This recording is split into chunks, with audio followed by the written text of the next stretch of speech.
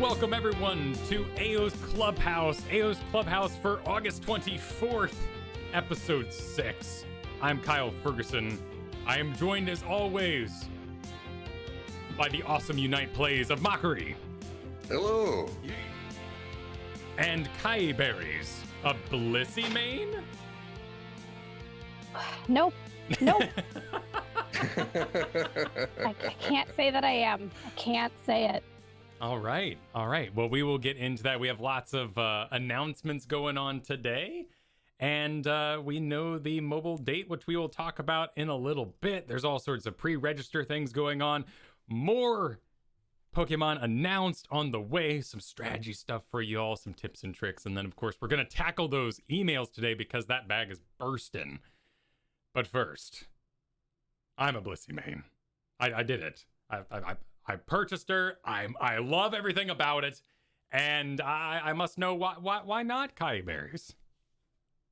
I like Blissey. It's not that I dislike Blissey, and I do play her depending on the situation. But I have found in solo queue, in games with random people, I prefer Eldegoss because Eldegoss has AoE healing, shorter healing cooldowns, more shielding, and just generally can handle the messy, sloppy fights that you see in solo queue better than Blissey. Blissey has single target healing only. The cooldown on her heals is much longer. She can enable people around her and one person specifically really, really well, but that doesn't always pay off in games with randoms. Like, you don't know who your carry is going to be. So you go ahead and you drop Helping Hands, and then you Bliss Assistance, you're Cinderace because you think it's going to be awesome, and then they just immediately turn and run away, right? And you're like, oh, no, you dropped your whole kit into this one person, and they just bounced. And in these games where you don't know anybody and you don't have that factor with your team, I just find that Eldegoss's kit is better for those kinds of fights and those kinds of things. I get more out of Eldegoss, whereas with Blissey, I feel like a lot of the time my buffs for my allies don't get great value or used properly, and then I also feel like I don't have enough healing to deal with just this long, terrible fights that we find ourselves in. Okay. Mochrie, you're a self-proclaimed... I actually don't know what you are. You mentioned you play a lot of support, but what I've seemed to gather is you play support to the point where you say, oh, no, these people aren't doing it right, and then you just go knock out everybody with Cinderace. Mochrie's a man of many talents. I mean, it's interesting, a little bit egotistical. So back in the day, in Heroes of the Storm, 2016, I was like, I don't think that these support users can hit their cleanses right, so I'm going to do it better than them. Cleanse was a very important anti-CC tool in that game, and I was like, I can do it better than these guys. I'm gonna play support and do better and carry that way. And to be fair, it was successful, and I've always kind of carried that with me. I mean, it even dated back to WoW.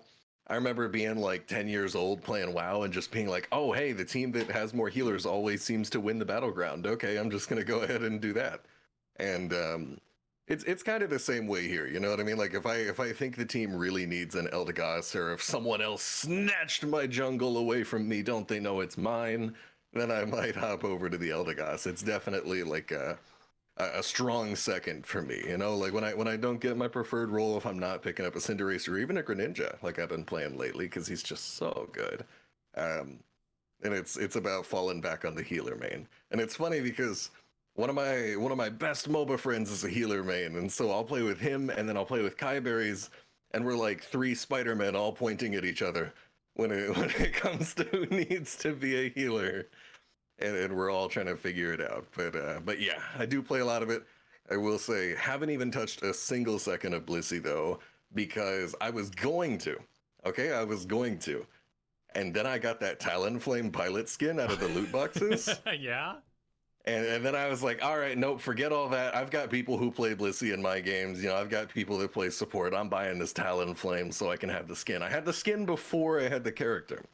Super fun, by the way. Really enjoyable, kind of useless before fully evolved, has been my experience with Talonflame, and it's kind of the experience of a lot of Pokemon, except Lucario. Oh my god, that monster. Lucario is a beast from the start of the game. But in general, I've been having a lot of fun. I just picked up Talonflame with the gold that I was gonna spend on Blissey instead, because I could not resist using that skin. So it's been really fun. Fly does way too much damage and is really easy boss snipes and Loki. Okay. My favorite aspect of Fly on Talonflame, the one where you zoop into the air and then there's a little circle and you can choose when to land back down. The best aspect of it is that while you're in the air, it actually zooms the camera out to a playable level, because I'm always complaining about how far the camera is zoomed in. And so when Fly is out, I'm like, I can see things. I can see the state of the battlefield.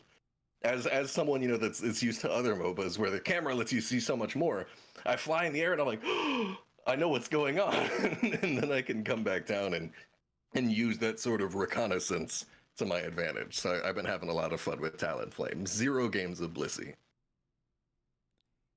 Of all the Pokemon in the game, I think our Pokemon, their Pokemon meme works best for Lucario.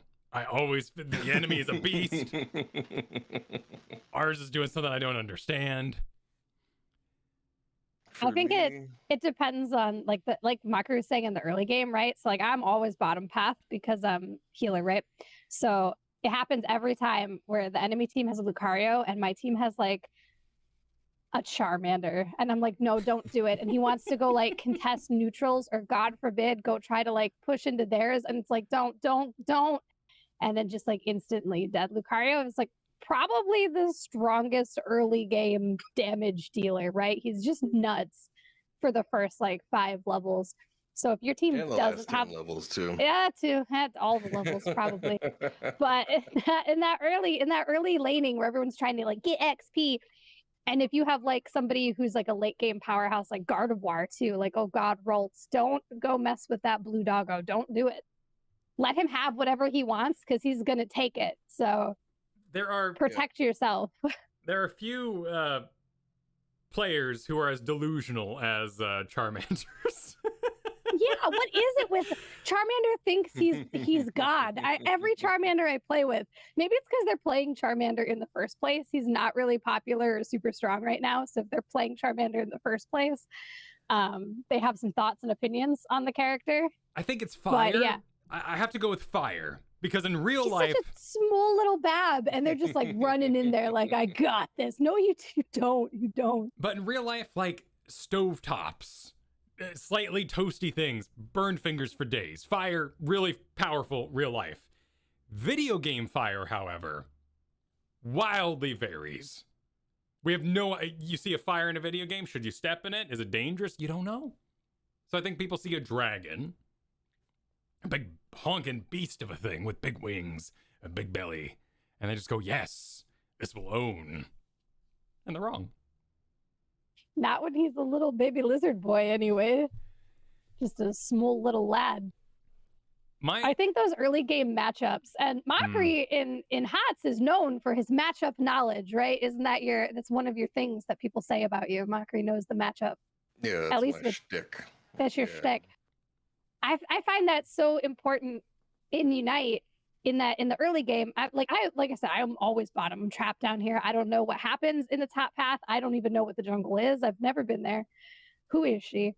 But for me, which Pokemon we have and which Pokemon are on the enemy team changes the fight like so much. Like if I have the Lucario, if they have the Rolts, if a Snorlax comes down there, why are you here? But that changes how we play, what order we try to do camps, if we're aggressive, if we're not aggressive, if we're defensive, if we're terrified back on our score point. And I don't think a lot of people pay attention to that. They try to play it the same way every time.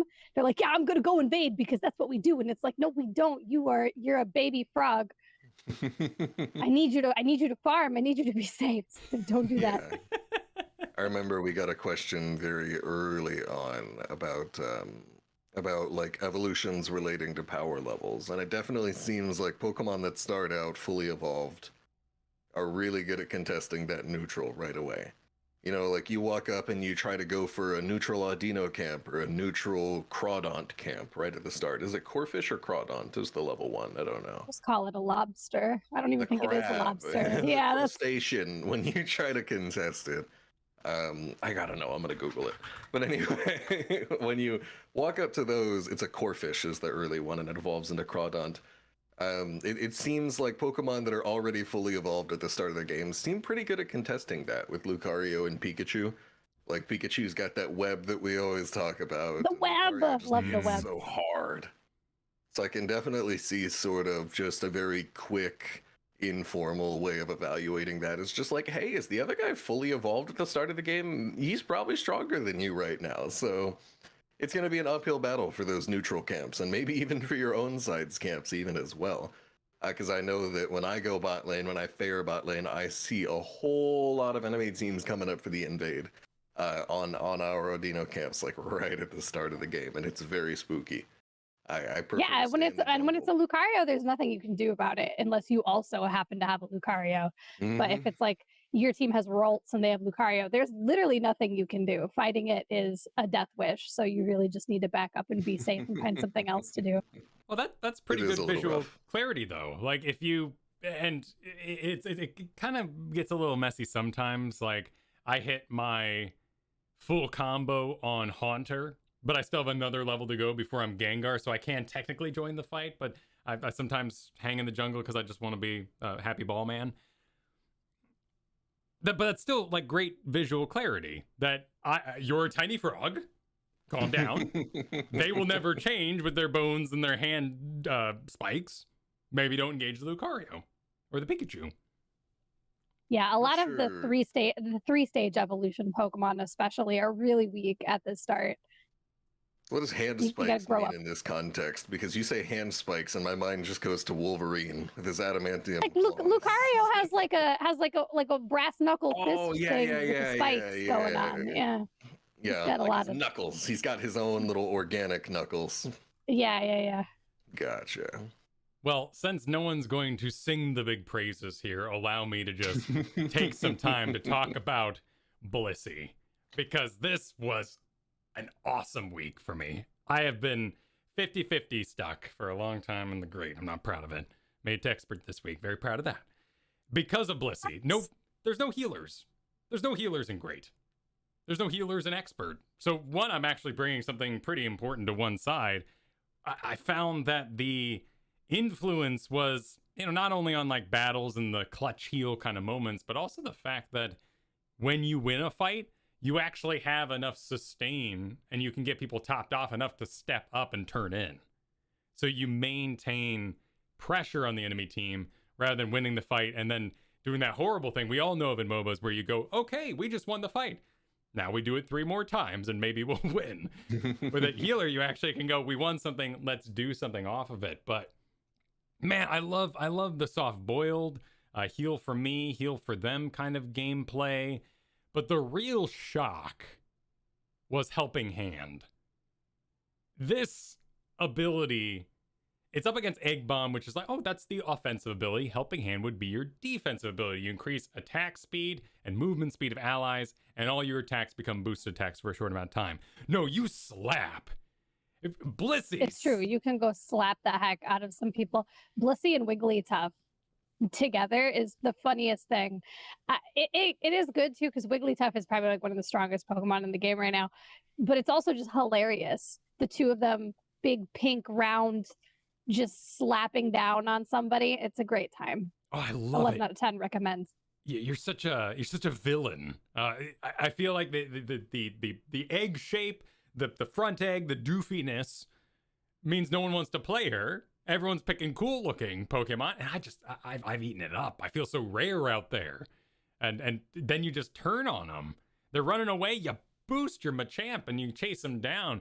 You need to get out of there. You boost everybody out. It's a great way to inform the battlefield and let everyone around you have some strategy without actually having to ping or communicate. And I find that I'm very opinionated on my allies, so the direct heals have been really, really good for me because I go, okay, will you be my best friend? I don't know. Are you going to? And then I say, no, you suck. I'm gonna go find a new friend. And so like instead of farming the jungle, I'm farming opinions in the first 5 minutes. And Farming friendship. A more positive way to say it, for sure. And then I find that best friend, and then we're besties, and then we go, and they know I got them, and they got used to, over the course of that 5 minutes, the speed boosting and how we're gonna do this to the end. But that helping hand slap attack, boosting in there, stealing Zapdos, stealing Dreadnoughts, it's just awesome. I love helping hand. That's probably my favorite thing about her. Especially if you can get it when people are going in. Like I said, I have a big problem with dropping helping hand and then Bliss assistance, and then that person just booking it and they're like full health, What and are you they're just like dropping? Bliss assistance, her unite ability. Bliss Oh, you mean assistance. Blistons. Gotcha. Cool. Thank you. I just wanted to be sure that we all understood each other. Anyway, her unite ability. And then that person getting spooked for some reason, they see all the eggs circling them and it terrifies them, and they just run away, which is a really disheartening feeling. But when they actually go in, putting that attack speed bonus on like a Cinderace is one of the funniest things. It's so much fun because they just kick so fast, right? His little legs are just, he's getting his cardio in for the week in that 5 seconds. It's awesome. It's surprisingly anime, that unite move. You talked about Talonflame zoom out. This does a little zoom out too. It's a boing, and like the lights go low around Blissey as she's flaming and on fire, putting on sunglasses, charging through, knocking everybody up. Someone gets a big heal. I'm not sure who did. It didn't really matter because the real unite move was Buddy Barrier, and then we win. I really call thought it the get real that. unite move was going to be the friends we made along the way. I thought that was where that was going for sure. Oh no. I call it get down, Mr. President, because the way she like runs in, and the damage they take, you take like half of it, right? It splits the damage. That's part of it has so many things that it does. It's like a paragraph long, but that's one of the things that it does is you take some of the damage for them. So it's like, get down, Mr. President. You run in on them and take the bullet for them.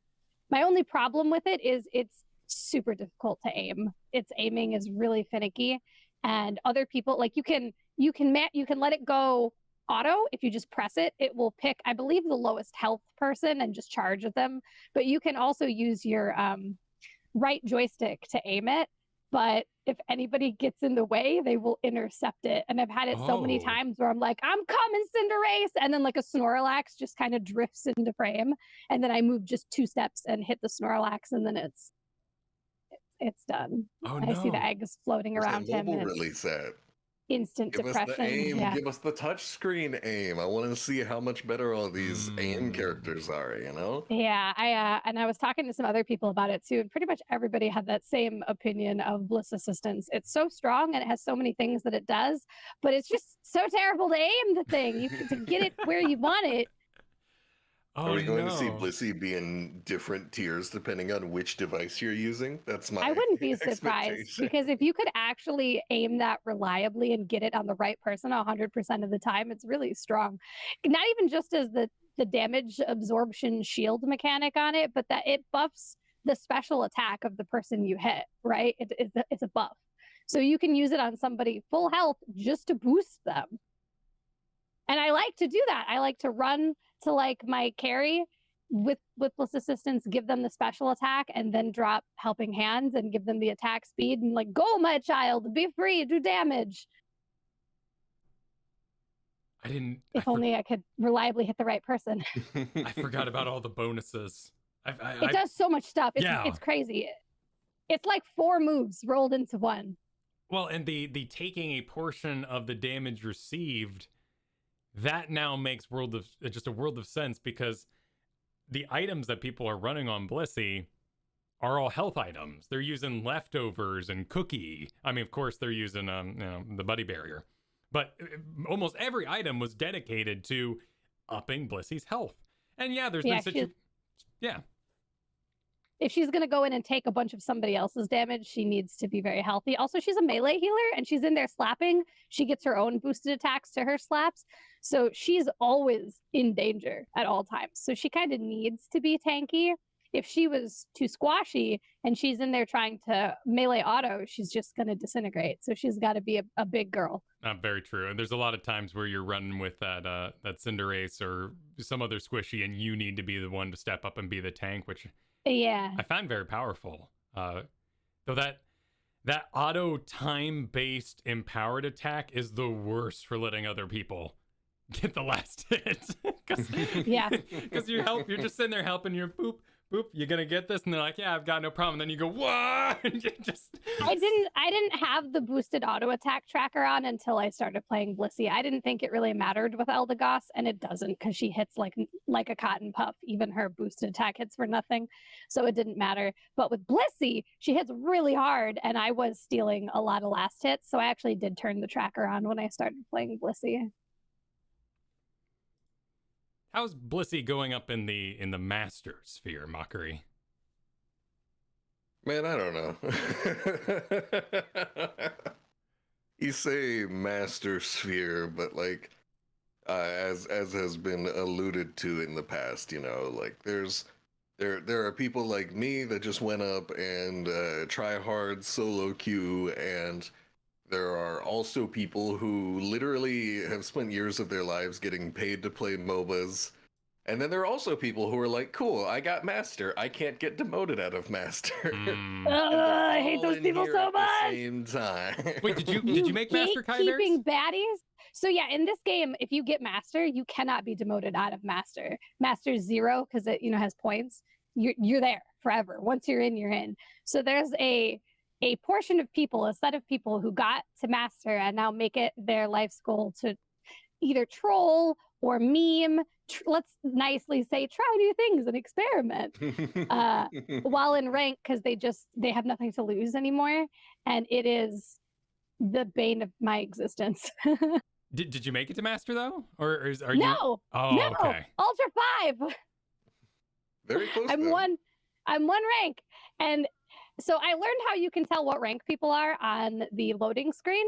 And I have found when I see master portraits, I used to be really excited at first. I was like, oh, they're a master player. They're going to be so good. Now my reaction is, are they going to play? Oh, no. Are they going to play? But plenty do. It's not all bad, but Mochrie is right. There are people who are in master and they give 0 hoots anymore. No hoots are given. Yeah, so the idea of like just a master meta, I'm not really sure if that's a thing. Like there's consistent rotations to Dreadnought and stuff like that, and there tends to be a somewhat decent distribution throughout the lanes and that kind of thing. But as far as Blissey goes, I don't really know. I've been playing in a lot of stacks, and master is the Wild West. Okay. So Blissey, I feel like I cannot really give a strong evaluation having not played the character. And given the state of master, what I've seen on tier lists, because I love like Twitter and Reddit following players who are good, and there's been a lot of tier lists floating around, and where Blissey and Eldegoss both usually get put in like A tier, and I've found people who play as a 5 stack tend to value Blissey higher than Eldegoss, and that tracks for me, because if you're playing with people who are good, you probably get a lot more value out of Blissey's team buffs than Eldegoss only heals and shields, really, right? And people who do play Eldegoss in 5 stacks tend to take like Leaf Tornado more, because that movement speed, you get more value out of that with people who are going to actually use it. Pollen Puff just heals so much. It does, and that's what I take, and I love it, and I'm a Pollen Puff player, but just from watching other people, watching their, like I said, their tier list or watching their streams, anything that buffs your team tends to be more favored in 5 stacks, because they know their teammates. They know their teammates are good. They usually have comms, so they can be like, you've got the Bliss assistant, go in, or whatever, right? So I do see that. But that's why I play so much more Eldegoss with Pollen Puff, because I mainly solo queue, and I get these really messy, sloppy games, and all that big AoE healing really pays off for me. Sure. So is the answer to this then to let people fall out of master? Oh, I don't know. I'm trying to think. Do any other MOBAs do this, where once you lock in the highest rank, you're there for life? Like, is that? I know, or at least there for the season. The only thing I can think of is that Hearthstone has a similar system. And Hearthstone's ranking system, I haven't played it in a few years, but from when I played it, probably around like 2018, It was very similar to what we have now, where you sort of just collect stars, and once you get 5 stars, you go to the next rank, and you lose your stars, you drop down a rank. It's not a point-based system, at least not visually to the player, where it sits there and goes, okay, you now gain 200 points, and if you get 1,000, you go up.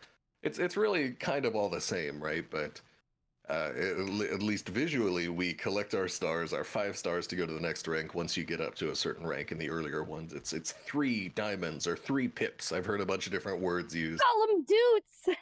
Doots, yeah. I call them doots. I need my doots. I'm like, And then hey, if you Kiyberries, lose, you're what like, rank not are my you? dude. And she's like, oh, I'm ultra class 5, 3 doots. And I'm like, okay, thanks. These are my doots. I need my doots. And then the worst is if you're out of doots, you lost all your doots, and then they start taking your PP away, your performance points, not the PP. Don't take not my PP down. And so the only other game that I'm aware of off the top of my head where once you achieve the top rank, you cannot lose it is Hearthstone, in which, to my knowledge, to my outdated knowledge, you cannot lose Legend after acquiring it, which is the highest rank. Right. There's a couple of key differences there, and Magic the Gathering Arena does the exact same thing. Okay. It's a 1v1 game. So if I want to get to a rank and then start throwing, hooray for everybody else on the enemy side, which is one person. So nobody is harmed in the making of that trolling. Nobody that doesn't deserve it. You know what the one to check would be? Wild Rift. Because if I remember correctly, the 2 games run on the same engine. So if the way Wild Rift does it is probably similar. I'm looking right now. I just it was Googled it. League of Legends on the phone, to be honest. Wild Rift has its own engine separate from League. Its engine was developed by a different company than Riot. They do, I see marks is what they call them there, not pips or doots or anything like that. So sadly, they have established marks as their official. Doots. Official, yeah. We'll keep with doots over here. I like that. But one other thing that's interesting about Hearthstone and Magic the Gathering systems is that it only lasts a month. It's not a season. It's just every single month. So you grind and you go, and then you get knocked down a little bit and you do it all over again, and that's the fun of it. The really, really tight 1 month season, if you will, just means that you're not really going to have that much time once you get to that rank to hang out and start, being a non-productive member of society. It's an interesting way to phrase it, but yeah, I can totally see that. And in Unite, I don't even think we're 100% sure about the season because I think the next date we have is when the first half of the season ends. Yeah, that's weird. And it's like, dude, I just want my 20,000 tickets, man. My biggest thing was I wanted 20,000 tickets at the end of the season so I could buy all the item enhancers the jolly little me wanted. And I'm just ready for that to be here already, I've been slowly getting all my items up to 20. I've been over here like, ooh, maybe I don't play tanks because I don't even own a score shield yet. I've been going all in on DPS and support. I've got my Wise glasses, my XP share, my muscle band, all that.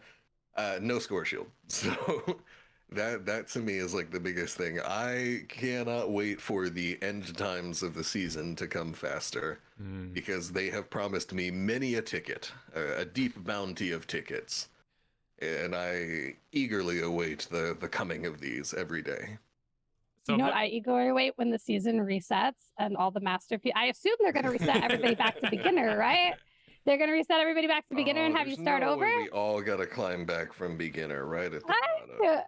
I wouldn't be surprised, and I think that'll be a really fun week. Oh no! I think that'll be a really fun week. No I'm way they're actually gonna mix in little Timmy, who just got a Switch from his Meemaw for Christmas or whatever, for their late year birthday, and then they have to go up against me. I think it could happen. I think it very well could happen that they have everybody reclimb. They might not, but if they do, I can't wait. That'll be so fun. So stupid. This Wild Rift business is pretty intense. There's basically a side ranking that's based on personal performance points called Rank Fortitude. And it has a whole different meaning but it seems to help you out if you're losing a lot, but you've been a good player, you're performing well. So that sounds It's like our PP. That's like our performance points. If you start losing, you don't get downranked immediately because it hits your PP instead. Oh, that's the PP. It's not my fault that they Pokemon has PP in every game. Okay, Yeah. they put it there, not me. Okay, I have been paying attention to that. I will attempt to figure that out. I've just been desperate to get out of grade, and that's where my mind's been. But moving into news a little bit, Timmy may not be beat on the Switch for long after being given it by his grandma and having to face Mochrie. He might be beat on a cell phone very soon. So they're doing crossplay, right? They're not doing. So how are they doing? Before the game even released, they were like, it will have crossplay. But will it be Fortnite style crossplay? So the way Fortnite does it, because you can play Fortnite on literally every platform, right? Phone, Switch, PC, PlayStation, Xbox. If it exists, your toaster, you can play Fortnite on everything, right? So, but the way they do it is they do break up lobbies by device unless there aren't enough people. So they try to keep the console players in one lobby, they keep the phone players in another lobby, they keep the PC players in their own lobby. Unless there's not enough phone players, then they start squishing you into a different lobby. Or if you queue up as a party, it will put you in the best lobby. So if you have a person on a phone and a person on PC, they're going to put you in the PC lobby rather than letting the PC player beat up people on phones. Again, unless there's not enough people, then they start mixing and matching. So I wonder if they're going to do that, or if everybody's just going to be lumped together all the time and you deal with it. My understanding is you're going to deal with it. I think. Yeah, that's what I thought too. But my chat was very adamant that they were going to do it Fortnite style and try to break it up. But we don't know. I don't think they've said. The little picture they gave was just like what there was like a couple switches and a couple phones on one team and a couple phones and a couple switches on another team, and there was some arrows saying that they just go together. Like that was a little graphic they gave. They gave a little graphic and they're like, that's it. It's crossplay. The only thing we can consistently count on in terms of news in the Pokemon Unite sphere is that we will have to decode things from a set of runes and hieroglyphs. It's true. Imagine them giving information. Imagine. Well, we do have a date. We do have the official date, which is September 22nd. I was surprised. I thought it was going to be like every new hero release where they tell you 2 days before that a new hero is coming out. Well, I mean, if we're talking about them announcing a release, there's an obvious one to go here. We didn't know when Unite was coming out in July until like July 10th. It was like July 1st. It's like, oh boy, they're going to tell us when in July the game comes out. It might even come out July 1st. And then it's like, nope. July 5th. Hey guys, did you forget you have a game coming out this month? And then I think they told us a couple of days later.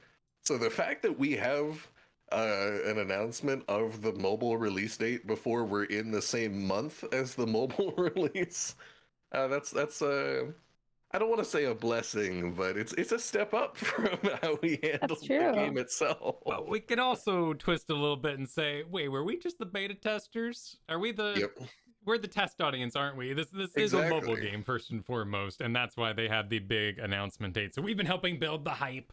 We've been helping balance the game a little bit, give the feedback. My main concern there would be, does that mean when we hit mobile, things start in the balance department start slowing down? I think at least not at first, right? Maybe someday, but when it comes out on mobile, that's when they're going to have this huge influx of new players, and their player base potentially will be the largest that it will be. So that's when they want to really keep people. That's when they've got you playing, they've got your interest. Now they've got to dig in and make this your main game, or make it a game you always come back to. So they probably keep this pace or ramp up this pace of like balance patches, new Pokemon, events, new skins, because they got to keep you there. Once they got you, they got to get the claws in, right? And if you play other mobile games, I know I do, events, releases, skins, new characters usually come out like fast, right? I play Raid Shadow Legends unironically. I know all the ads, but I mean, there's new champions and events and stuff just constantly. It's like flying at you. Another one that I play is Time Princess, and it's the same thing. New books are just coming out all the time.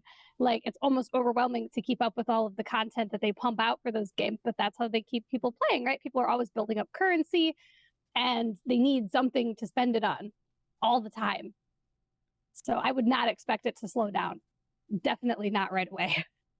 The Opposite. cool thing about it throw is shit at you. like mobile games, in terms of like from a work perspective, it's a lot easier to pump out mobile games and content for mobile games than it might be for something that has to be much more sort of in depth and refined on a high end PC, for example. So, which is why I was so surprised that we didn't. I honestly expected to have a skin for every Pokemon when the game came out. Too, I am surprised about that. The drip feed of skins.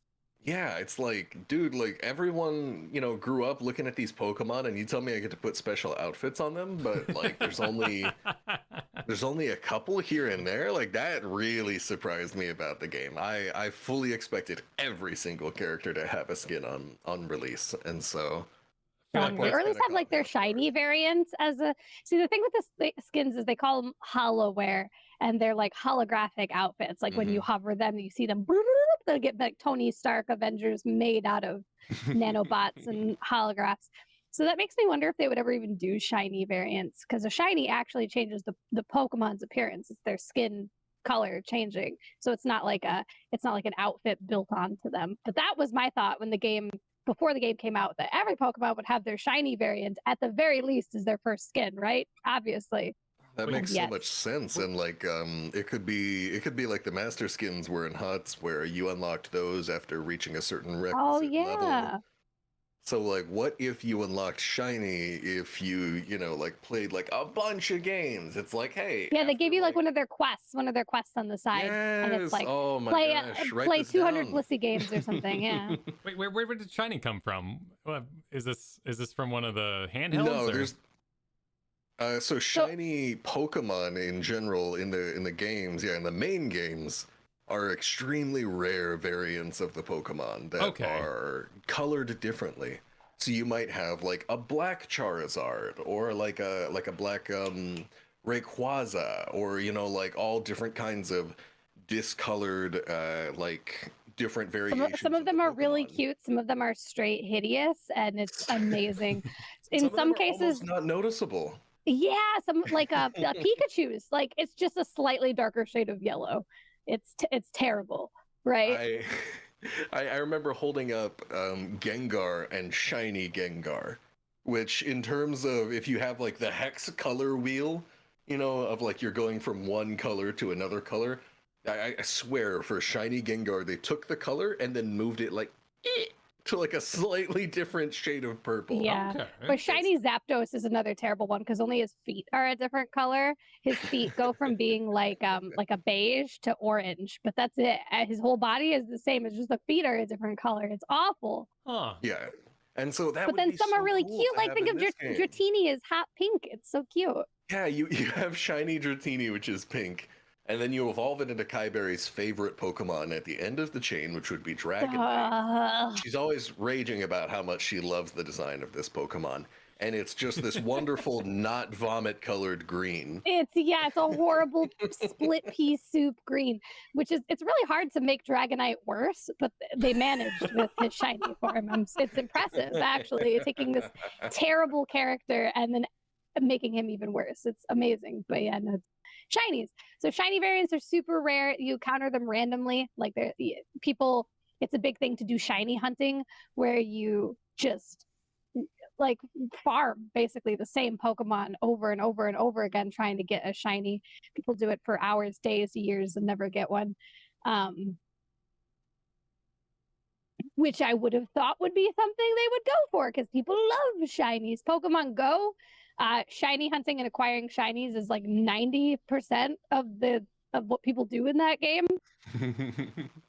Sure. Yeah. They have whole events that are just like a higher chance to get a shiny, and everyone's like, they're huge things. They're community days. The biggest thing about the community happens at my university. It's always just a swarm of people. Yeah, and the biggest draw of a community day, besides one Pokemon spawning more so you can like farm candy, is that they have a higher shiny rate. So it's like that's your time to get your shinies. I don't see how they didn't capitalize on that kind of craze. Yeah, my favorite game in all of Pokemon is actually just the Mystery Dungeon games. And even those games have shinies. Those are ones you go dungeon crawling with a group of Pokemon, and you are the Pokemon. Like you have villages of Pokemon with no people around. And even those games have shinies. So And shiny Eldegoss is a super cute one. She's like fall colors, but like pink fall colors. So she's like pink, dark purple mob. She's really pretty. So it would be amazing. What are you doing, Pokemon? Okay, yeah, I didn't realize. I mean, I was sitting here being like, why doesn't Blissey have a hat? There's no that too. I mean, it's a trapezoid. You know, I've been in AutoCAD. I know how to make a trapezoid. You put a little plus on that thing, you drop it on her head. We got Nurse Blissey. You know, this is what I'm about.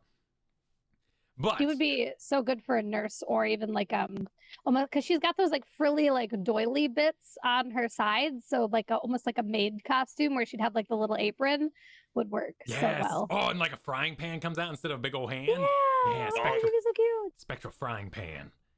So they. I just love frying pan noises in games. Oh, yeah. In games that have frying pans and you hit someone with it and just bonk. It's great. That movie Tangled, all about frying pans. It was fabulous. Yeah. They are doing like a pre. I've never actually seen anything of this degree, so it's kind of an interesting promo. It's not like logging in or downloading the game. It's a pre-registration. So if you go to the iTunes or Apple App Store or the Google Play Store, you click the link. We have the link in the show notes, by the way. It'll be below in the YouTube video as well. You click this link and you basically say on your account that you're logged into, I would like this when it releases.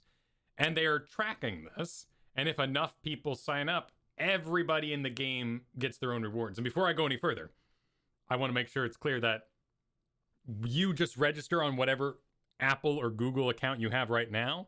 When you then download the game, it'll prompt you to enter your trainer code. And that is how you will link the two accounts together. So It is worth noting, I will say, just before we get lost here, that there will be login events according to the fine print at the bottom of this page. So I assume that we'll unlock quests in-game is my interpretation of that. And the more milestones we hit, it seems to be the more quests we'll unlock. So like we've got... right now, I believe we've passed the 1 million pre-registrants, so we have 1,000 Aeos tickets on the line in terms of being able to log in and do the quest, which I assume is how it'll work. And then later we've got Pikachu and the festival-style Pikachu, but it is good to read the fine print here, and I don't think it's just going to be handed in, unless it's one of those instant complete quests. In the same way that we've had... in the past, it's been like, oh, hey, it's been 30 days since release. Have some tickets, have some item enhancers. It might be the same here, but definitely make sure that you actually go out of your way when that release happens, September 22nd, to specifically check what needs to be done, and don't just sort of expect it to be sitting in your account. Okay, yes. It says you have to log into the mobile version by October 31st in order to get the reward. So you connect the accounts and then don't say, I'm done. You must then continue the process and probably hit some buttons, and then it goes pwing and then makes noises and the song plays. Perfect. Okay. Pre-register events for mobile games are so weird. It's like you're just promising to download the game at a later date. But lots of them have had it. It's like Hearthstone had one when it came out on mobile, because when it first came out, it was desktop only. And it's just such a weird concept to me. Like, you're just like, I promise I will download your game. And they're like, thank you. Yeah, you're not like waiting in line for limited copies. No, yeah, it's not. It's not like that. It's not like you're pre-ordering or paying them any money. You're just pressing a button, promising that you will play this game in the future, probably, or at the very least you'll download it. It's weird. The one time pre-ordering ever made any sense to me was the idea that, you want to make sure that you get one of the limited discs that they have at GameStop. And you don't want to be one of those fools that had to start leveling a couple days late in Warcraft because you couldn't find a Burning Crusade disc anywhere. Sure. And now it's like, well, why?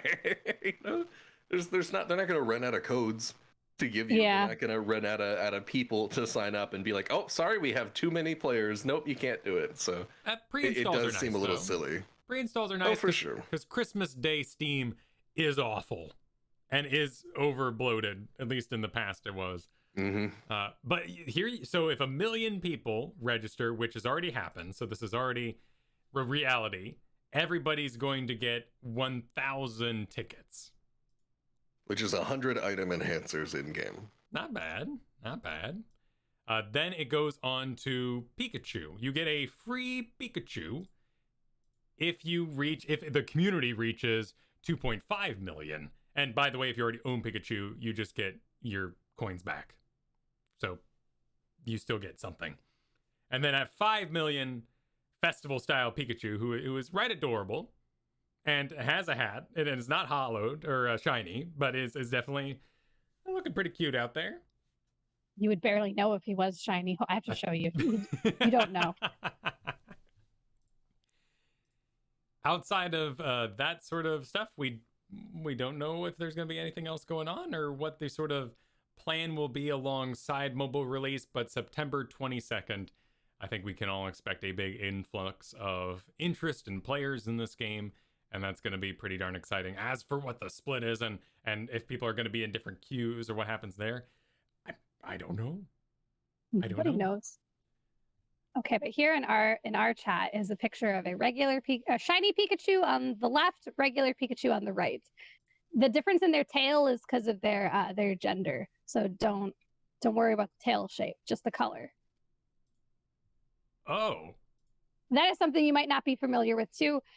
In recent gens, some Pokemon got gender differences. So like Pikachu, a girl Pikachu has a heart-shaped tail, and a boy Pikachu has the pointed tail.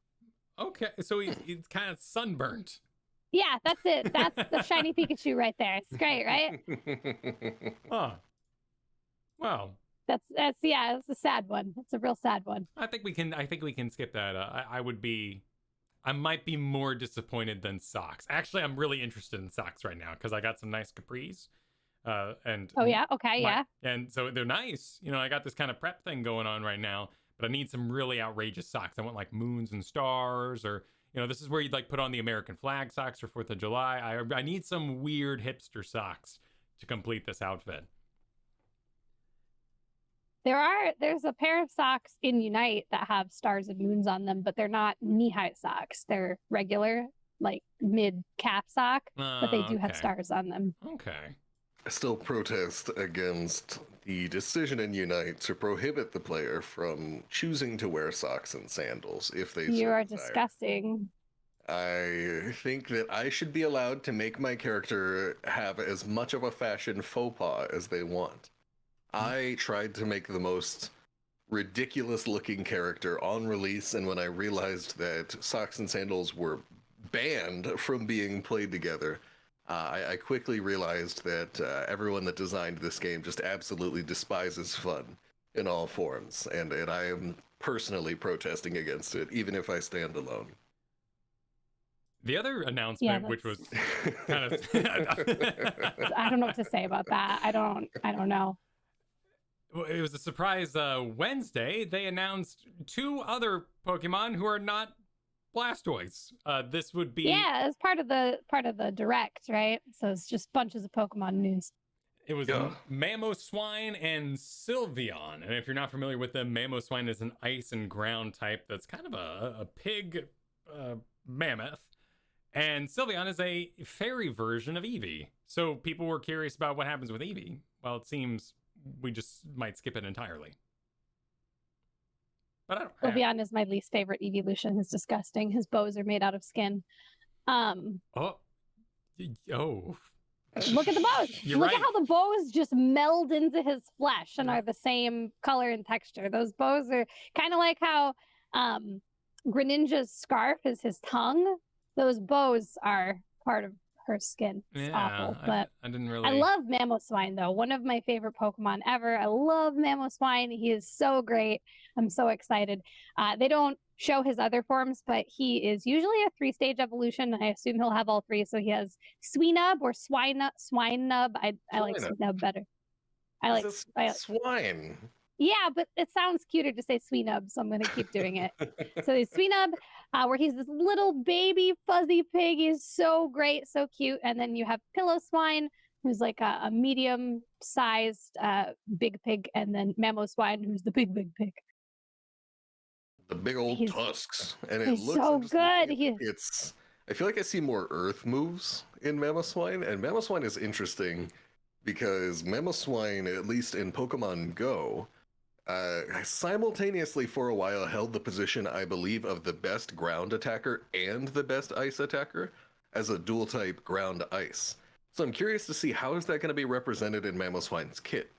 Are they going to have just a bunch of ground moves? Are we going to have some ice moves in there? Is it going to be like either or? You know, that to me is really interesting because my first thought when I think of a Mamoswine is all the ice. That's how I use it same. in my.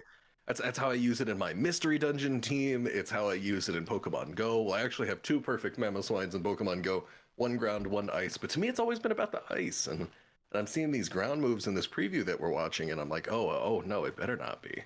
I better be able to cast Blizzard on this lad. I mean, this is very Unite based. We are doing 1 charge forward, and in the classic MOBA trailer that we've come to know over many years now, you're completely owning everybody in the room, which does not tell you any of its power, of its actual, Yeah. You see, they also like with Blissey, they didn't show all of her moves at all. They only showed like 2. So there's a hopeful good chance that they have not shown us everything with Mamoswine. I love that in the Blissey launch trailer, announcement trailer, they have Blissey getting a double kill with Oblistance by charging toward an ally and taking down 2 enemies in the meantime.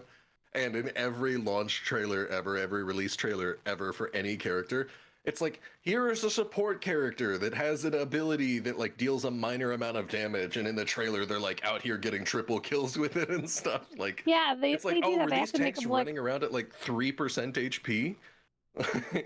It's just funny to see them ravage the enemy team every time with utility moves. You gotta sell it, right? You gotta sell it.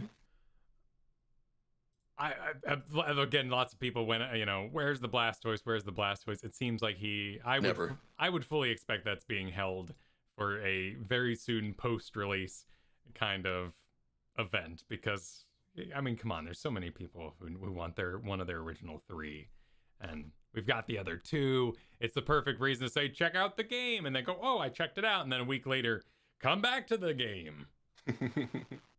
I only have 2 theories with Blastoise. It's either they're holding him for, it's like in case of emergency break glass and there's like a Blastoise behind it. So something for like to hype the mobile release to get more people in, or, like they're holding him for some event, or he's just phenomenally broken and they're having to like fix him from the ground up. He was in the Canadian beta and he's in the game because when you do the tutorial, there's a Squirtle there and it's like, wait a minute, I see you. So he's around, but maybe from the beta, he just didn't perform well, or he was like bugged, broken in some fundamental way and they're fixing him. Or they're just... He evaded his taxes. He's in Blastoise jail, tax evasion jail. Yeah. I feel that is my new headcanon. I feel like we need to at least say something about Sylveon. All we did was mention flesh ribbons and that. So gross. I don't know what else to say. I don't know what else to say. She freaks me out. She's my least favorite evolution. She's just freaky. But she's a fairy type, and I believe she's an attacker, right? Did they reveal that guys, yet? My main squeeze in terms of Pokemon games was Gen 2 through 4. This thing came out in Gen 6. This thing is a mystery to me. All right, I'm looking at it, and I might as well be looking at it for the first time, so I don't have much to say about it. Judging by this picture from Pokemon Adventures, the tendrils are active and do a great amount of whipping. Freaky. I'm telling you, she's freaky. But did they say? I forgot if I'm remembering from data mines or actual revealed info, the types for Blissey and Mammo. In my head, I remember hearing that, or sorry, not Blissey, Sylveon, that Sylveon's an attacker and Mamoswine's a defender, but that might be. I have no clue. Now I gotta go look. I'm going. All right. Well, while we look that up, we can talk about that there was a weekly gold notification added, so you can track how much gold is your maximum for the week, and how much left you have you can grind up for. So that max is 2,100 gold, but there will now be a little image for you there next to your Aeos energy and all that sort of thing when a game finishes. It is worth noting that the 2,100 gold, I believe, is only from gold you earn at the end of matches. So I don't think you're sort of creeping in on that by picking up your daily 20 gold or anything like that from your fair play points in your left bumper profile. So I think you're still good on that kind of stuff. Forget about those all the time. Yes, I'm always like, oh yeah, my good boy points. I call them, and I go into my left bumper because the game makes no effort to tell you that they're there. Your free 20 coins. And I mean, like, to be fair, let's say you want to buy a 10,000 gold character. It would take you 500 days of redeeming those 20 gold per day. 500 days of good boying. Yeah. So you better maintain that good behavior. It'll eventually make a difference in the long run to pick up that 20 gold a day. But like, if you don't get it, like, who cares? You know, it's probably not going to make any kind of not even immediate, but even in the intermediate, in the meanwhile, it's probably not going to matter. I will say though, what does hurt is every now and then I've been missing those resets, and I've missed like 2 or 3 days recently on the battle pass, and I'm like, I'm further away from Captain Cinderace. Not really, I'm in the same place, but I'm further away from where I could be, and that's what I've been waiting for this whole time. So definitely, that's one thing that super matters, at least to me. You know, as someone who, the battle pass is basically a bunch of tickets, a bunch of item enhancers, a whole bunch of cosmetics for the player that I do not care about, and then the holy grail at the end. In terms of Captain Cinderace, that's what I've been waiting for this whole time. Not the Pikachu hat. No, Pikachu. What about Pikachu the Pikachu hat? sweater? that stuff is okay. Like I said, I don't really care how my guy looks. You know, like you've got all these cosmetics for your person, and it's like, whoop-de-doo, somebody sees it on the load screen. I see it in the main screen standing next to my favorite Pokemon. Oh boy. Whereas the other hand, Pokemon cosmetics, people see that the whole time. You know, like I'm trying to pull up shiny and some hollowware and have everyone be like, ooh, that guy completed the battle pass. Ooh, that guy's got, you know, he's a master Cinderace. He's got the shiny skin, you know, but no, instead it's like, here, would you like Mittens number 9 from the battle pass? And I'm like, no, I don't. Just know that I look in every game at everyone's card for their outfit. I'm looking. So if you think no one is looking, I'm looking, and I'm judging you harshly based on your outfit. So and you've seen my picture. I have. And the people who don't style their card, like it's still the basic outfit, they never updated it, they're just standing there. I judge you so harshly. Which is you so Mochrie, you're just standing there, right? No, mine, I tried to make it as sad as possible. Oh, so why? mine is zoomed in. He's got the fist up and like the biggest frown and like just the saddest expression. And it's zoomed all the way in on my face. Yeah, he looks very sad. It's true. He's a very sad boy. Like my character, every game in the load screen is like on the verge of tears in the load screen. And I think it's absolutely hilarious. And I'm like, everyone who sees this is going to be surprised because everyone else, they're trying to look all cool, you know, they're trying to look all composed and tough and maybe like, yeah, like a fist pump or whatever, you know, but then there's me, fist up held like I'm giving like a crying shonen anime protagonist speech about how much he loves his friends, you know, and big old frown. I think it's hilarious. As long as it doesn't happen every episode, I'm okay. But Kai, as a portrait aficionado, why is my peace sign not showing up? So it's terrible and buggy. Mine does it too, because mine has like the little peace sign and doing the little kiss, and I've got a little heart sticker, and then sometimes I'm a completely different pose. Like sometimes it's smiling, sometimes it's got the I don't know why it bugs sometimes.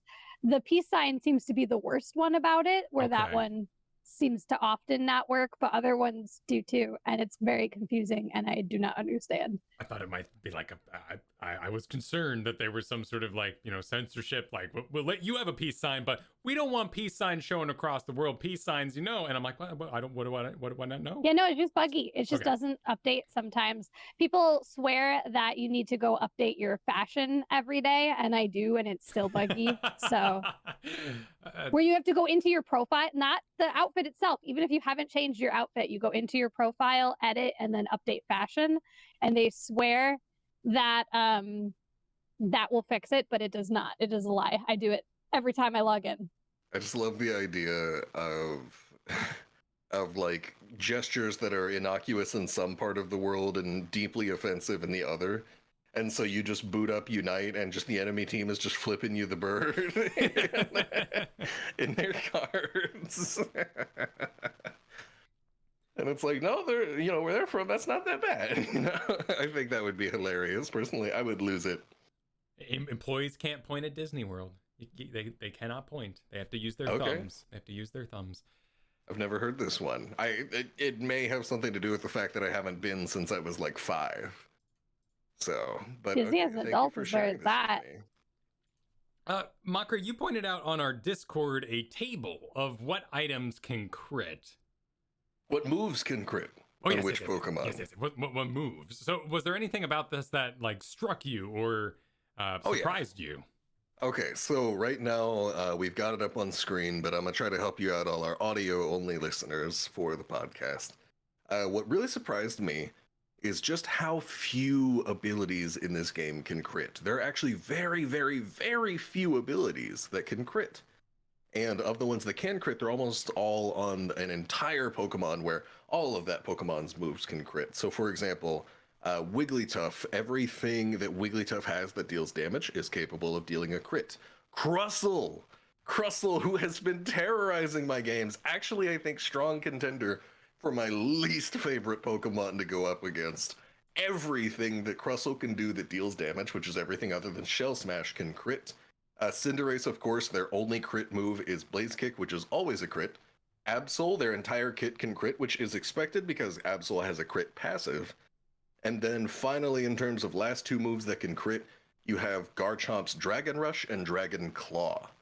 And these are the only moves in the entire game capable of crits. And so, of course, auto attacks on any character can crit. There's no character, I believe, that's prevented from critting on auto attacks. But in general, what this says to me is unless you're planning on running some very specific characters, Scope Lens is usually not going to be a great buy. So Scope Lens is a held item in Unite that increases both your critical strike chance and your critical strike damage. And so I'm looking at this and I'm like, okay, I could see the argument on, Crustle, he deals big damage. You go for that Shell Smash X Scissor combo. You've got Absol built around crits. Of course you want a Scope Lens. And Cinderace, you're buffing the damage of Blaze Kick, and auto attacks are just a massive amount of your damage budget, so you're probably going to want a Scope Lens on Cinderace. But I honestly, looking at this list, I think that if I wasn't playing a lot of Crustle, Cinderace, or Absol, which are most of the characters that can crit, you've also got Machamp with Cross Chop, by the way. Everything else in his kit cannot crit. But I think unless you're playing a select few characters in the game who have a lot of moves that can crit, and if you want to see this table for yourself, it's in our Discord, by the way.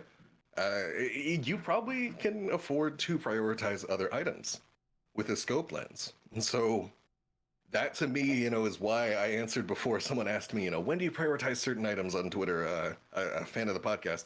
And I was like, dude, that super depends on what you're playing. And that is definitely something that as we find out more information about the items, as we see, okay, Floatstone has a super long waiting time before it goes off, and Shell Bell has a 10-second internal CD, and the vast majority of Pokemon have no moves that can crit at all. As we find out more information about this game, that really informs the prioritization of items. And like I said right here, unless you're playing one of those strict, select few characters, Scope Lens probably not a great buy. And if you are playing them, the Scope Lens is great. So that's what I take away from this chart. Wait, there's a Pokemon on this list that you didn't mention, which is Wigglytuff, who apparently has a lot of crits as well. Well, I thought I said something, but Wigglytuff, every damaging move that Wigglytuff has can crit. Slap City, baby! Because, Wigglytuff didn't have enough tankiness and CC. Wigglytuff also needs to be able to crit so that they can high roll a double slap for maximum hits while also having them all crit. And then your health bar just goes by. Sure. Wigglytuff is a so- monster. I Wow. can't really speak to whether Scope Lens is worth it on that character because I have not played that character. But your moves can crit when you're playing Wigglytuff. The more you know. Very interesting. Crits are often so debated in games as they are, of course, RNG. Do we know what like the base crit number is, or because I know what... Imagine knowing things about this Okay, game. fair, Like fair critique. this knowledge in the first place of what even could crit was hidden and required detective work. Now we want to know more about crit percentages and stuff. Absolutely not. No information.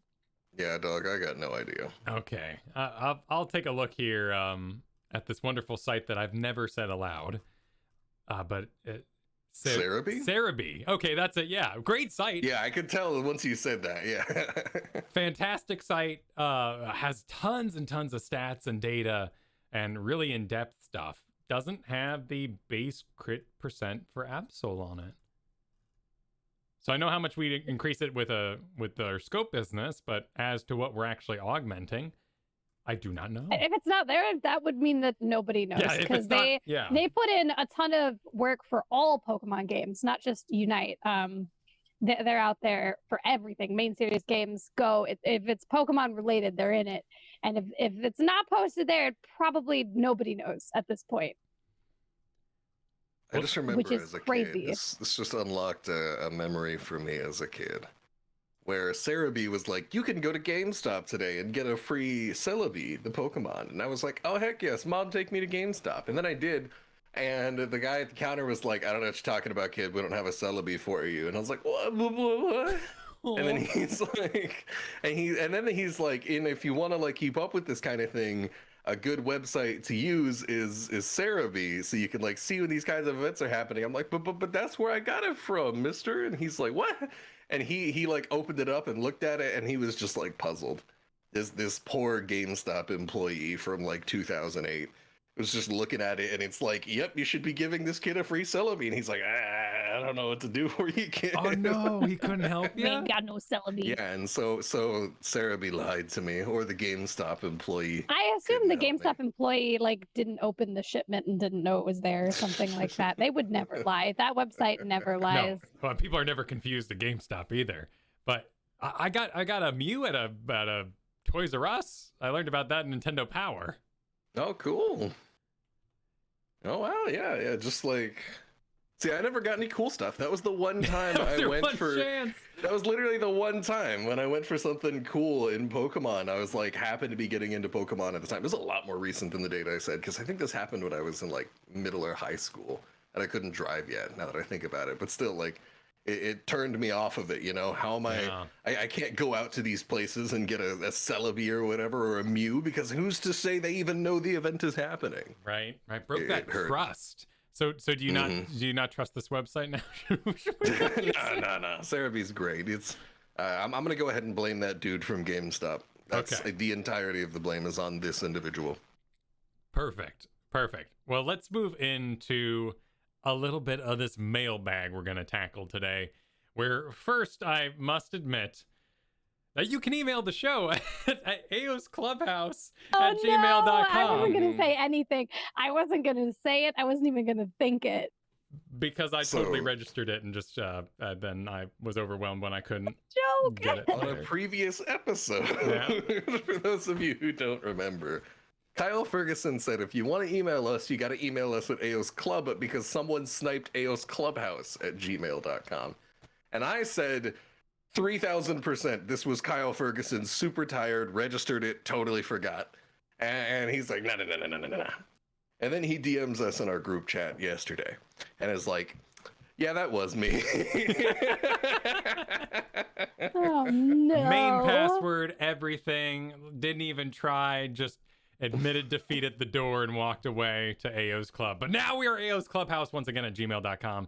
Email us there or leave us a message in the Discord. Our first question comes from Nighthawk, who asks, do you have any tips, tricks, method you personally use to deal with tilt? Specifically, tied to how we are affected by the fast-paced action style of Unite or a MOBA game in general? Okay, I got an answer, but it's not a great one. Oh. But I am told pretty often in both HOTS and Unite that I am fairly untiltable and I can have terrible games and remain cheerful and find the next game. But this is more of a mindset, I guess, than a strategy. But for me, the reason that I enjoy MOBAs so much and I've played them so long is every game is different. You have different people, you have different characters. In HOTS, you had a whole different map, which really helped. Unite, there's only one map, but that's okay. But every game is different. So what happened in the last game doesn't matter. It's not like World of Warcraft where you're wiping on a boss and then you have your same teammates, your same abilities, and you got to go try it again and you might mess up in the same way. And that can be very disheartening when you're not seeing improvement, but the variables are all the same, but you're not seeing that growth or improvement. It's not like that in MOBAs. Every game is different. Different teammates, different characters. The last game has no bearing on what you're doing right now. You can do so much better. You have a clean slate. And for me, that's just very fresh and freeing. And I don't generally feel tilted because even if I had a truly terrible game previously, that game is over and that game doesn't matter anymore. And it just literally dumps out of my brain within seconds. People ask me about stuff that happened 1 or 2 games ago, and I have forgotten once we've started a new game. It's like it's not even there. It's gone. Gone from my brain, deleted, because it doesn't matter. It doesn't have to hold me back. But who cares? Who cares about the throw on Zapdos or a terrible early game or our jungler who was a lower level than our support? Who cares? He's gone. It's gone now. It's over. And it's just really easy to move on and start a new game and not carry those bad feelings with you because they don't matter. They're gone in the wind. So that's a mindset. Try out if you can. Just stop caring about the last game. It can't hurt you anymore, right? Yeah, there's a classic piece of sports advice, which is that all the greats have short memories. And, it's one I've heard with golf, is one they say. Is in golf, they say the most important shot you take is the next one. Yeah, absolutely. And I subscribe to both of those things, and I think that's really what Kiyberries is saying. I love it. It's all super, super good just from a mentality perspective.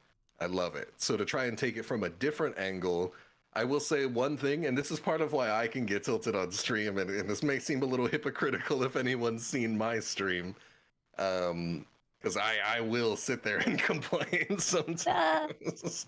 But honestly, take a break. Things aren't going well. The worst thing to do sometimes is to take that next shot because there's nothing forcing you to sometimes.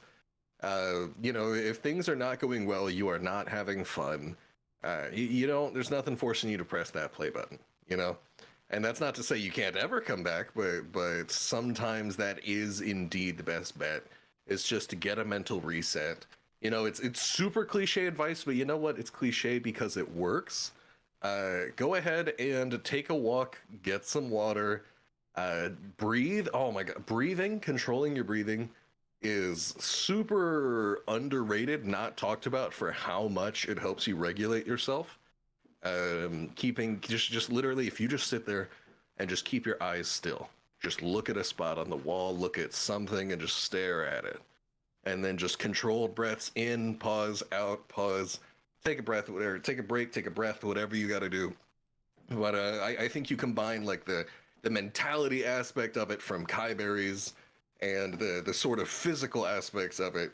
This other stuff you can do that I'm talking about that influences just simply how your body is responding because your emotional state is a direct result of what your body is doing. Then that can actually have major pronounced effects. And of course, that's really hard to do when you're streaming and you're sitting there and not only are you not really allowed to take a break, I can't walk away for 20 minutes in the middle of the stream and then walk back, but also you are definitely hamming things up a little bit for the stream. It's not faking it so much as just, at least in my experience, you're truly allowed to be very expressive. And for me, in these environments, like I can sit here and complain on stream, so like I said, if anybody's seen me in particular, they know that I'm not out there taking breaks, and there are times where I'm not out there breathing. and that can lead to me getting super tilted. So use me as the non-example. Use me as what not to do in those Do scenarios. as I say, not as I do. But that is the downfall of streaming, right? Like there's such a great rule, and many people use it, of 3 games only, like 3 losses in a row, 3 wins in a row. Unless you're just really feeling the like 50-50 and just enjoying exploring, you're gonna either lose that game eventually and feel like you lost what you built up, or you've lost too many times and you're now tilted. But as you said, streamers can't do that. You don't just get up and walk away. You don't take those big breaks. You don't turn your stream off because you get that kind of momentum of viewers and you want people to stay. You can't turn it off for 5 minutes, come back, and expect it to be exactly where it was anymore. Oh yeah, I mean, if I have an issue where my PC freezes and I'm off stream for 2 minutes, I could say goodbye to what, 1/3 to 2/3 of my viewers right there. Totally. And then I gotta work it all back up, let alone a 20-minute break. So streamers, I will say that is one area where you should not emulate what streamers do.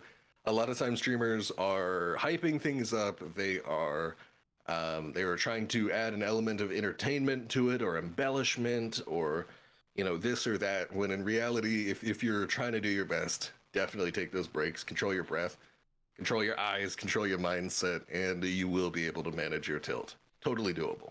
Something that helps The me 3 out. losses and then quit didn't work for me because I put so much pressure on that 3rd game, right?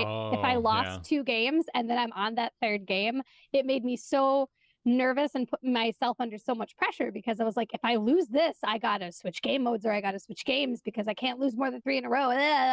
And it actually made me more anxious than less. So I think, like Mochrie was saying, if you it's a you thing, right? If you're starting to feel tilted or pressure, or you've lost too many, it doesn't matter if it's 1 game or 7 games. That's when you can take a break, right? It can, don't, for me anyway, putting a number on it made it worse rather than better. So like the other day, I lost 9 games in a row, but I wasn't feeling bad about it because I felt like I was playing well. And another thing I tried to do is not focus on my teammates' mistakes. Yeah, because we're streaming and we're trying to point out what's going on around us. You might be like, that guy just inted, but his int isn't my mistake. I try to focus on what I could do better. Like, I stole that last hit. I was too far forward. I should have saved my ult. I didn't need to ult right here. And being able to focus on my own play, even losing 9 in a row, I didn't feel bad about it because I felt like I was still playing well and making improvements to my own play. But then I've had other days where 2 losses and I'm like, I'm out. I gotta go play standard, or I gotta play something else. I can't do it. And not putting a number on it helps. Yeah, it's definitely just like a case by case. How are you as an individual feeling? Because I've had days, just in terms of exhaustion, of energy expenditure on my stream, where I had days where I was just flowing on stream, just chilling, and then I look over and I see that I've been going for 4 hours, and I'm like, damn, really? I feel like I just got started on the stream today. And then I've had days where I'm like, oh boy, and I'm drained, and I'm sitting there just like, all right, how much time do we have left? I try to stream for at least 5 hours at a time, and so I'm like, all right, how much time do we have left? And it's like, we're 50 minutes in, and I'm like, all right, this is gonna be a while. And so it's super dependent on your energy levels, and low key, again, super cliche because it works. Sleep is huge. You're going to feel better. You're going to be able to have the energy. Your mood's going to be better. Get your sleep, get your water, get some exercise, get a breath of fresh air, love a dog, hug up on it, whatever you got to do. Like that's all gonna make you feel better, and it does directly translate. God, Gardevoir hits hard. I'm just watching the footage. It's monstrous. I'm watching the sample footage that we've got on screen while I'm talking about it. And it's those things are cliche because they work. Okay, because they work. And I just want to continually reiterate that if you truly do care about tilt management, it's the same way as, like, they tell you, oh, if you want to sleep, don't look at screens for the last hour. I know it's true, and I still have trouble doing it. But it is good advice to take if you are truly invested in managing your tilt the best you can.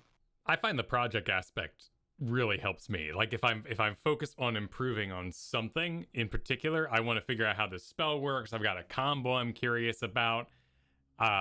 that can propel me through a lot of games regardless of wins and losses. But the thing I found overall in my life that helps is having a proper video game diet. And you got your starches, you got your potatoes, and that might be your big main game. But whatever else you have has to be really different than potatoes. You don't eat potatoes and then say, I'm going to have some toast with this, and then we're going to grab some oatmeal. No, you're going to be miserable. So you're playing Pokemon Unite, you might really benefit from having a turn-based game you play at night. Or some Stardew Valley, man. Yeah, like something that's horse so game. different. For me, that's horse game, man. Yeah, for the unintuitive, or the unintuitive, the unintroduced into the situation, Kiyberries plays Red Dead Redemption, seemingly for the sole purpose of riding the horses around. Correct. You are not wrong. I mean, there's other things to do in that game, and I do them, but my main draw is the horses. I mean, that's my approach to Grand Theft Auto 5. You know, is everyone else is playing and they're robbing stores and driving around and getting into gunfights, and I log on to GTA 5 to play tennis. All right, I like the tennis mode that it has. Amazing. See, yes. And I love what Kyle is saying about your video game diet. And I think this applies both within the game itself that you are playing as well as other games. So there's one thing I really believe in, and it's that like think about it this way. When I'm playing Heroes of the Storm, I am a tracer main. I am frantically blinking around everything. I'm thinking about every single matchup that I'm up against and how I need to vary my play to suit my matchups that I'm fighting against. And I'm dodging around all over the place. I'm constantly watching the map, and it takes a lot out of me. And so sometimes I take what I think of as a game off, where I'm out here playing mages. I'm out here, playing characters that are much less sort of frantic and hectic, and I can just sort of take a minute to relax. And I think Eldegoss can be that, and some of the characters in this can be that. You know, I don't always want to sit here on Cinderace just going A, hitting A button literally like 1,000 times in a game, trying to get all my stutter steps out. Even within the same game that you're playing, it's important to get a little bit of variety in, and you can easily stress out yourself and tire yourself out in a certain way if every single game you are expending a lot of energy in the same way rather than getting some variety in there. It's the exact same way with other games. Me personally, my go-to, I'm playing NBA 2K. I literally will go to CSGO, Counter-Strike Global Offensive, and I will just boot up bot games and just go click on some bot heads for a while. Nice. That is how I relax, you know? And so, and you know, there's not much challenge to it, you know? It's not the most crazy thing in the world, because you know what? I'm not always looking for that. Sometimes I just want to take a moment to relax, and I think that what Kyle brought into it, that is definitely something that you can put into your games for a variety that makes it so gaming doesn't stress just one thing all the time. It should ultimately be a joyful experience, right? Like I always tell people this, I'm like, if you're not getting paid to play the game and you're not enjoying the game, what are you getting out of it? You know, you should get something out of it. You should be enjoying yourself, relaxing, spending time with someone. It can be your job. You know, plenty of people get paid to play games, but if you're not getting anything, then it's time to take a step back and reconsider. So definitely a lot of different elements to look at it from. I love all the different approaches we had, because I feel like we all took it from a different angle. And I know from personal experience that all of this is huge for tilt management. If I'm playing a Dark Souls game, that's when my diet gets real diverse. That's why I make sure like, my whole life is like really based around escapism, nice walks, sunsets. Making sure everything's real relaxing, because I'm still playing the MOBAs. But sometimes I gotta play something real hard, and it's gonna kick my butt over and over again. Okay, if sometimes you like things to hurt you. Exactly. We don't judge here. Yeah. But great question, Nighthawk. Thank you for sending it over. Girthy Log writes, do you know any ways to rearrange the Pokemon select order in the picking of a character? I main Lucario and Greninja, but they are both kind of in the middle of my available roster. Is there any way to bring them to the front, left, right order when choosing? I went so hard at this question because the answer is no. The only thing I can think of is to just pull up the grid that you can get when you press X. You get into the draft, you get into the draft, you press X, and it pulls up a grid of the Pokemon that you can go through. The controls for it are a little finicky, and it sometimes crashes your game when you pull it up. It's a lot better than it was. It used to crash it constantly. That was one of the bug fixes in the last patch, and it's it can still happen, but it's better. If it does crash your game, press X or not X, minus. Press the minus button, and it'll back you all the way out of that menu. It doesn't crash as much though, but yeah, that's kind of it. So the first Pokemon that it hovers when you load in is the first Pokemon you unlocked. When you very first start the game, Pokemon they're like pick a Pokemon. That's always going to be the one it hovers 100% of the time. And then after that, I believe it shows them in the order you obtained them. Yeah. But there's no way to actually change that order and get them in a line the way you like it. That is not a feature. Oh, we need that favorite to be first, because then you could set that favorite doesn't do anything except I think it changes what one is standing next to you on the home screen. I do like.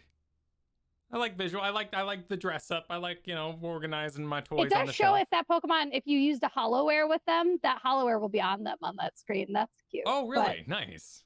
Yeah, my Eldegoss has bows, so that's nice, but it doesn't help you when you're trying to get a Pokemon faster. Like, I want to lock in my Lucario before anybody else. Yep, every game was just this mad scramble for me to see who can be the first one to hover jungle.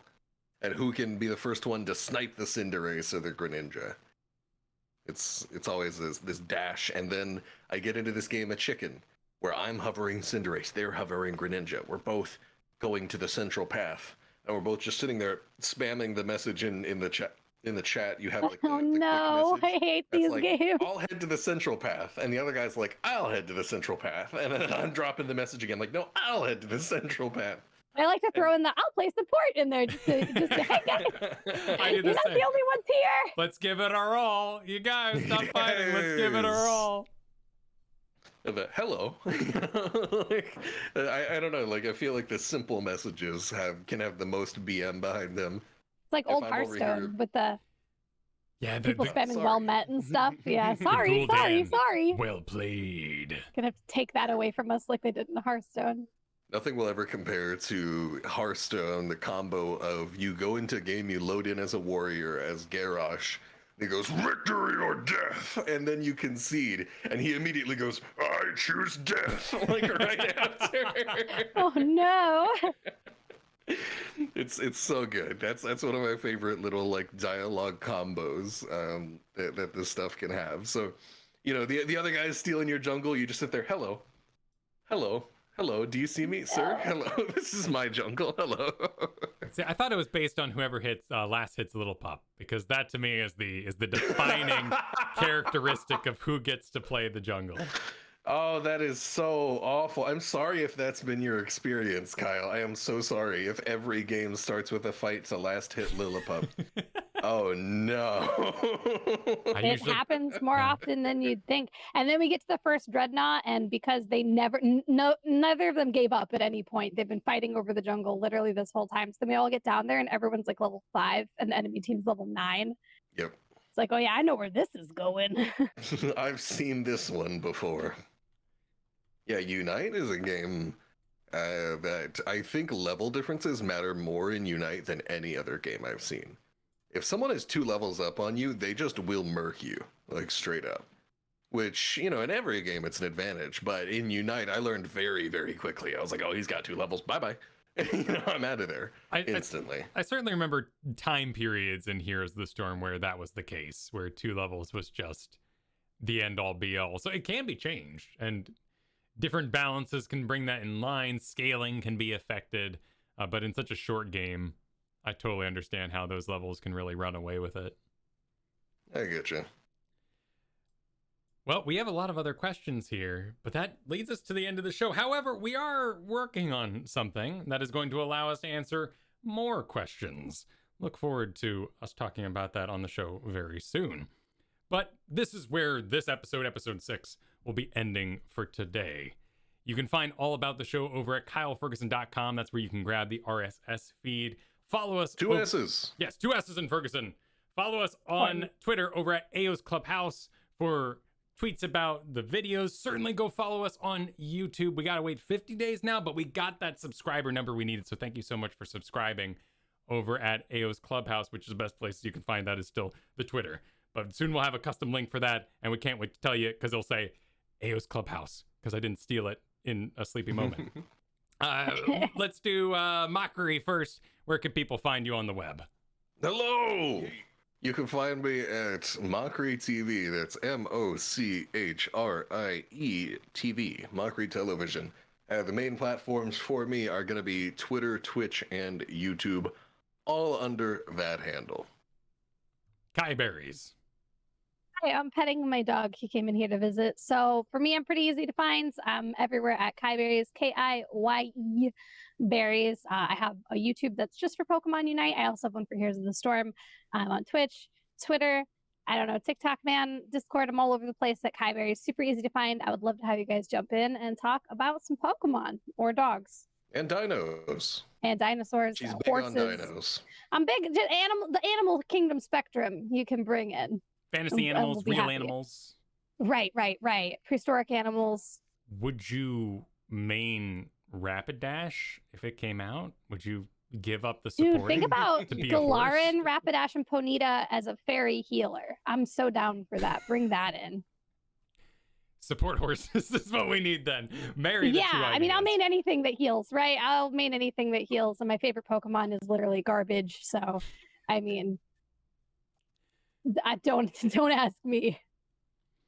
I'm Kyle Ferguson. You can find me over on Twitch at Kyle Ferguson. You can find me on Twitter at Kyle Ferguson, 2 S's in Ferguson. But that'll end the show for today. Thank you all for hanging out. Thank you for joining us for episode 6. See you next week and look forward to that mobile release. Take care.